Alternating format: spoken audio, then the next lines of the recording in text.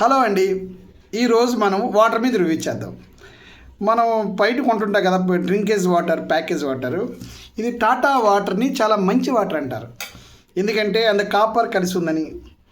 Okay, మీరు ఎప్పుడైనా ఇక్కడ చదివి ఉంటే మీకు అర్థమవుతుంది ఏమిటంటే, వాడు ప్యూరిఫై చేసిన తర్వాత వాటరు దాన్ని ఒక నైట్ అంతా కాపర్ వెజల్లో దాచిపెట్టి మరుసటి రోజున వాడు ప్యాక్ చేసి పంపిస్తాడట. అంటే ఇది ఫార్ములా, మన తాతల నాటి ఫార్ములా. మనం వాడలేదు, వాడు వాడుతున్నాడు, వాడి దగ్గర కొనుక్కొని మనం వాడుతున్నాం. ఓకే, ఇది ప్యూరిఫైడ్ వాటర్, అంతేగాని మినరల్ వాటర్ కాదు. మినరల్ వాటర్ కొనాలంటే 80 రూపాయలు ఉంటుంది, హిమాలయ అని ఉంటుంది. ఓకే, మన పక్కనే ఉన్న 50% మినరల్ వాటర్ మనం తాగం. ఏంటంటారా? అదేనండి మున్సిపల్ వాటర్.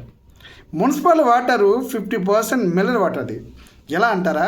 అది కొండల మధ్య నుంచి జారువారి నదుల్లోకి, ఈ కొండ మధ్యలోంచి ఈ లవణాలు, ఈ కాపరు, ఈ జింకు, ఐరను కలుపుకుంటా చెట్లు వేళ్ల మధ్యలోంచి, అవి కెమికలైజ్డ్ ఉంటాయి, అందులో పోషకాలు ఉంటాయి.